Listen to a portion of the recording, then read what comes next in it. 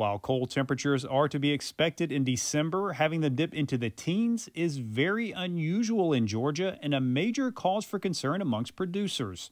It's why they were left with some tough decisions on very short notice after a severe cold front to end 2022. Well, we started trying to prepare the best we could, watched every weather report that came out, and so we made sure that our frost protection was ready to go. We made sure that our row covers were ready to go.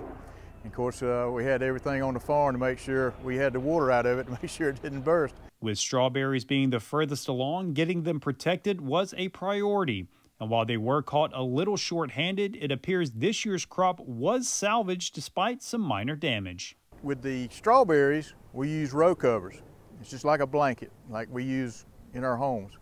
And some of our strawberries, we used one row cover, and on some, we used two row covers. And we found that the two was much better than the one. We think where we use two row covers, we're pretty well going to be on schedule. We really don't think it affected them that much.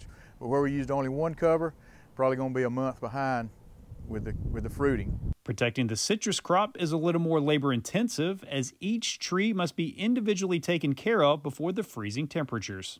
With the citrus, we use wraps or tunnels or teepees. And inside of that wrap or teepee is an emitter that emits water, and it's a spray. And the theory is that it'll create heat inside of that wrap and keep the graft of that tree warm enough that it doesn't damage it. While these trees did suffer damage, the extent won't be known for quite some time. However, the rest of the crop appears to be in good condition. With the citrus, it's just way too early to tell. We're thinking it'll be 6 months to a year before we can really know just how bad it's hurt us. With our rest of our fruit though, we have plums and blackberries, and if you can grow it in South Georgia, we just about grow it.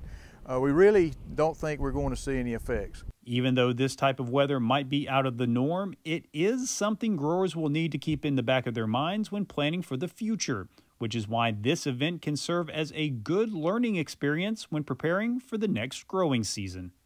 I hope we learn a lot from this, and I hope that you know, the University of Georgia and the Citrus Association, I hope they gather information from, you know, all the growers across South Georgia, and we can kind of figure out what worked best, what didn't work, you know.